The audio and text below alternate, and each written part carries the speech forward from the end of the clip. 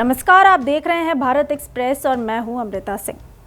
आज हम बात करेंगे एक ऐसे मर्डर केस की जिसने देश भर में सनसनी फैला दी है। एक ऐसा मामला जिसमें प्यार, धोखा, साजिश और मौत का खौफनाक खेल एक साथ दिखाई देता है।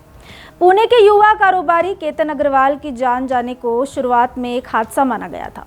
बताया गया कि ट्रैकिंग के दौरान उनका पैर फिसल गया और वह गहरी खाई में गिर गए। लेकिन जैसे जैसे जांच आगे बढ़ी, कहानी पूरी तरह बदल गई, जिसकी पटकथा कई हफ्तों पहले लिखी जा चुकी थी। आरोप है कि केतन की मंगेतर सिया गोयल और उसके कथित प्रेमी चेतन चौधरी ने मिलकर केतन को रास्ते से हटाने की साजिश रची थी। हैरानी की बात यह है कि केतन को मारने की कोशिश एक नहीं, दो नहीं, बल्कि 4 बार की गई। पहली 3 कोशिशें नाकाम रही, लेकिन चौथी बार कथित तौर पर साजिशकर्ताओं को सफलता मिल गई। पहली कोशिश सांप का बहाना और मौत के मुंह से वापसी। पुलिस जांच के अनुसार पहली कथित कोशिश 31 मई को की गई थी। उस दिन सिया और केतन लोहागढ़ किले गए थे। आरोप है कि वहां एक खतरनाक चट्टान के किनारे सिया ने केतन को धक्का देने की कोशिश की, लेकिन किस्मत को कुछ और ही मंजूर था। बताया जाता है कि केतन ने पास की एक झाड़ी पकड़ ली और खाई में गिरने से अपने आप को बचा लिया। इसके बाद सिया ने तुरंत एक कहानी गढ़ी। उसने कहा कि वहां सांप था, इसलिए उसने चेतन को बचाने के लिए धक्का दिया। क्योंकि केतन अपनी मंगेतर पर भरोसा करता था, उसने इस स्पष्टीकरण को सच मान लिया। उसे अंदाजा भी नहीं था कि जिस लड़की से वह शादी करने वाला है, उसी पर उसकी जान जाने का आरोप लगेगा। दूसरी कोशिश मां की जिद ने बचा ली। पहली घटना के बाद केतन की मां काफी डरी हुई थी। पुलिस के अनुसार 4 जून को सिया फिर से केतन को उसी किले पे ले जाना चाहती थी, लेकिन इस बार उसकी मां योजना के बीच में आ गई और वहां जाने से मना कर दिया। 31 मई की घटना से डरी हुई केतन की मां ने बेटे को दोबारा वहां जाने से मना कर दिया। उन्होंने साफ कहा कि वह उस जगह पर नहीं जाएगा। जांचकर्ताओं का मानना है कि इसी वजह से दूसरी कथित साजिश सफल नहीं हो सकी। अगर उस दिन मां ने रोक न लगाया होता तो शायद कहानी वहीं खत्म हो जाती। बाली ट्रिप और बढ़ता शक। इस दौरान एक और ऐसी घटना हुई जिसने बाद में जांचकर्ताओं का ध्यान खींचा। केतन और सिया की शादी से पहले बाली की प्री वेडिंग शूट का प्रोग्राम बनाया गया था। दोनों को 6 जून को बाली रवाना होना था, लेकिन यात्रा अचानक रद्द हो गई क्योंकि केतन का पासपोर्ट गायब हो गया। सिया ने कहा कि उसने पासपोर्ट कहीं रख दिया था और बाद में वह भूल गई। परिवार के मुताबिक इस वजह से पूरी यात्रा रद्द करनी पड़ी। बाद में जांच के दौरान पुलिस इस निष्कर्ष पर पहुंची, संभवतः सिया ने ही पासपोर्ट छिपाया या नष्ट किया था ताकि यह यात्रा न हो सके। हालांकि यह जांच का हिस्सा है, लेकिन इस घटना ने पुलिस के शक को और मजबूत कर दिया।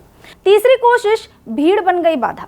पुलिस का कहना है कि 14 जून को एक बार फिर लोहागढ़ किले को कथित साजिश का मंच बनाया गया।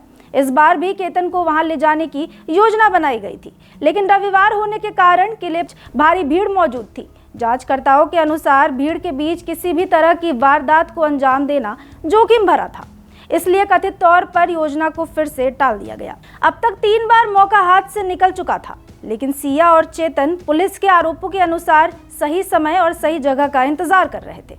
चौथी कोशिश जन्मदिन का बहाना और मौत का जाल। 4 दिन बाद यानी 18 जून को कथित साजिश का आखिरी अध्याय लिखा गया। पुलिस के मुताबिक सिया ने अपने जन्मदिन का बहाना बनाकर केतन को एक बार फिर लोहागढ़ किला चलने के लिए मनाया। जानकारी के अनुसार केतन किसी रिजॉर्ट में सेलिब्रेशन करना चाहता था, लेकिन सिया लगातार किले पर जाने की जिद करती रही। बताया जा रहा है कि उसने केतन के परिवार की मदद लेकर भी उसे मनाया। उधर पुलिस का आरोप है कि चेतन चौधरी अलग रास्ते से किले पहुंचा और दोनों का पीछा करता रहा। जांच के दौरान सामने आए सीसीटीवी फुटेज में एक व्यक्ति को हुडी पहनकर देखा जा रहा है, जो कि पीछे पीछे चल रहा है। गर्म मौसम में हुडी पहने होने के कारण यह व्यक्ति जांचकर्ताओं की नजर में आ गया। पुलिस का दावा है कि वह व्यक्ति चेतन चौधरी था। जांच एजेंसियों के अनुसार जब तीनों एक सुनसान इलाके में पहुंचे, तब कथित तौर पर केतन पर हमला किया गया। आरोप है कि इसके बाद उसे सैकड़ों फीट गहरी खाई में धक्का दे दिया गया। घटना के बाद सिया ने पुलिस को बताया कि फोटो खिंचवाते समय केतन का पैर फिसल गया था और वह नीचे गिर गया। शुरुआत में पुलिस ने भी इस दुर्घटना को मान लिया, लेकिन कहानी यहीं खत्म नहीं हुई। परिवार को क्यों हुआ शक, आइए आपको ये बताते हैं। केतन के परिवार ने शुरुआत से ही हादसे की कहानी पर सवाल उठाए। उनका कहना था कि केतन एक अनुभवी ट्रेकर था। वह पहाड़ी इलाकों और ट्रेकिंग का अच्छा अनुभव रखता था, ऐसे में अचानक पैर फिसलने और खाई में गिरने की बात उन्हें हजम नहीं हुई। परिवार लगातार निष्पक्ष जांच की मांग करता रहा। इसी दबाव में आकर मामले की गहराई से जांच शुरू हुई। जांच के दौरान कथित तौर पर सिया और चेतन के रिश्ते की जानकारी सामने आई और फिर घटनाओं की पूरी श्रृंखला खुलती चली गई। यह केस इसलिए भी सुर्खियों में है क्योंकि इसमें कई ऐसे पहलू सामने आए हैं जो हाल के चर्चित हत्याकांडों की याद दिलाते हैं। एक तरफ शादी की तैयारियां चल रही थी, दूसरी तरफ पुलिस के मुताबिक हत्या की साजिश रची जा रही थी। कई बार कोशिशें हुई, बहाने बनाए गए, मौके तलाशे गए और आखिरकार एक ऐसी घटना को हादसे का रूप देने की कोशिश की गई जिसे जांचकर्ता अब हत्या बता रहे हैं। पुणे का केतन अग्रवाल मर्डर केस फिलहाल जांच और कानूनी प्रक्रिया के दौर में है, लेकिन अब तक सामने आई जानकारी एक बेहद चौंकाने वाली तस्वीर पेश करती है। एक ऐसा युवक जिसे अपनी मंगेतर पर पूरा भरोसा था, एक ऐसा रिश्ता जो शादी तक पहुंचने वाला था और एक ऐसी कहानी जिसमें कथित तौर पर प्यार के पीछे छिपी साजिश ने एक जिंदगी खत्म कर दी। सबसे बड़ा सवाल यही है, अगर पहली, दूसरी और तीसरी कोशिश नाकाम रही थी तो क्या चौथी बार मौत को रोका जा सकता था?